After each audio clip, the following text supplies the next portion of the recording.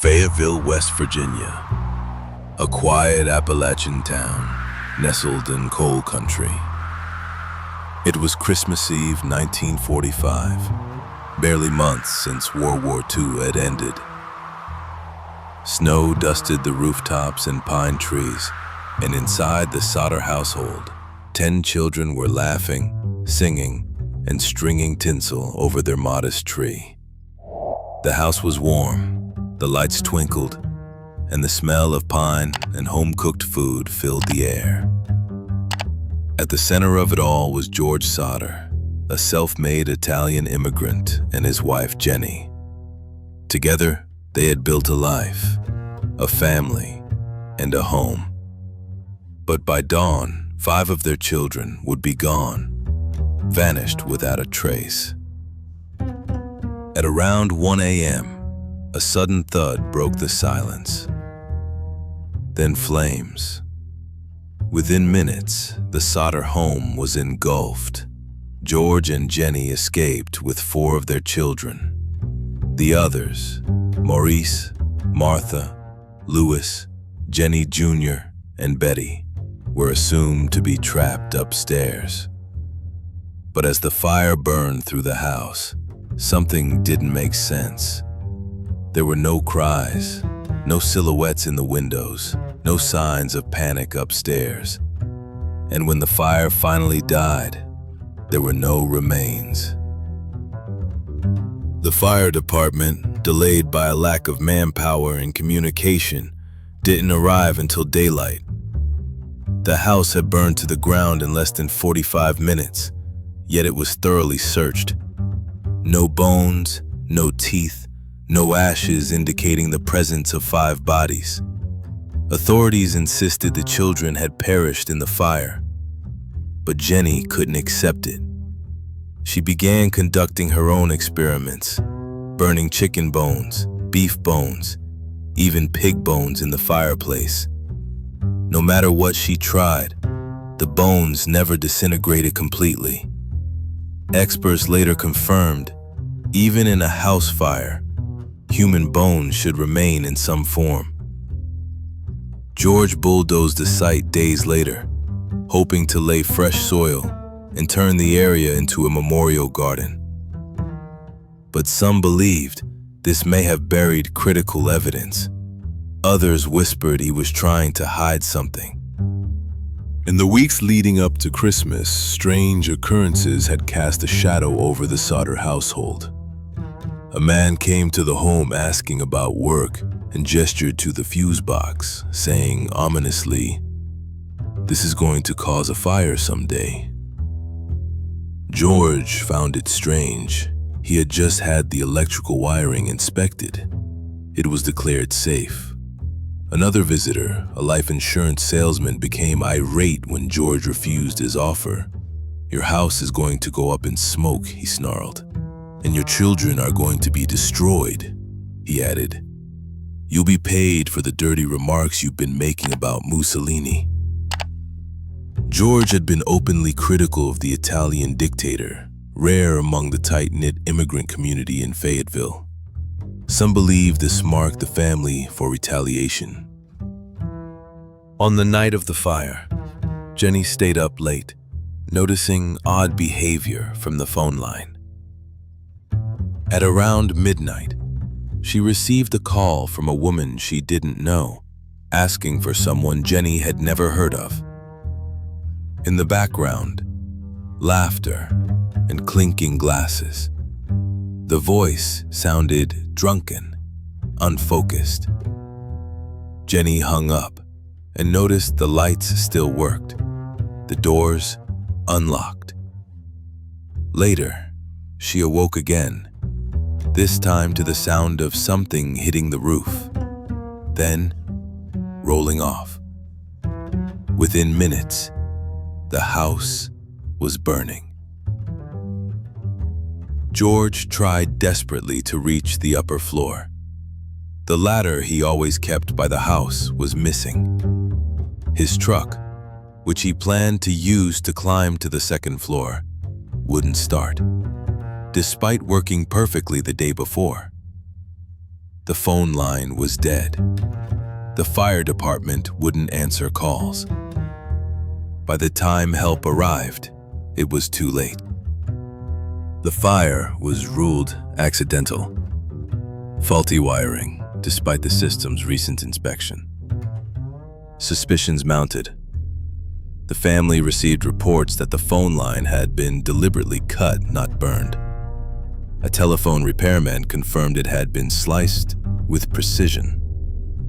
A witness claimed to have seen a man at the scene taking something from the property just before the fire. Another reported seeing balls of fire being thrown onto the roof. George would later find a small object, a kind of grenade casing, among the ashes. Could it have been the source of the initial thud Jenny heard? Even more chilling, a woman reported seeing the Sodder children in a passing car the morning after the fire. The days turned into weeks. Rumors trickled in like smoke curling under a door. A hotel maid in Charleston claimed she saw 4 of the children with 2 unfamiliar Italian men and women shortly after the fire. She said they looked nervous and silent. In St. Louis, a woman believed she saw the children in a convent. Years later, a photo arrived in the mail. It was a picture of a young man in his 20s who bore a striking resemblance to Louis Sodder.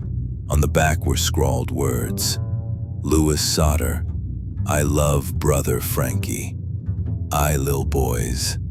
A90132 or 35. The cryptic message was never decoded. The Sodders hired private investigators, posted billboards across the highways, and offered thousands in reward money. But official law enforcement dismissed the claims. Over time, even local residents began to wonder, had the children been taken, or had something more extraordinary happened? George Sodder's outspokenness against Mussolini wasn't trivial. During and after World War II, tensions between Italian fascists and immigrants in America ran deep. In some areas, loyalty to Italy was a matter of pride and protection. George's views had isolated him. Was the fire an act of retaliation? An abduction orchestrated by sympathizers? Or perhaps a way to silence a voice seen as too loud? But then there's the unexplainable element. The sense that this case defies not only logic but physics. The complete disappearance of 5 children in a fire that couldn't consume bone? No remains, no evidence, no witnesses. It defied every forensic standard of the time, and even those of today. In the 1970s and 80s, fringe theorists began to explore alternative explanations. One such theory was dimensional displacement. Could the Sodder children have been caught in a kind of reality shift, a rift in time and space, triggered by unknown forces?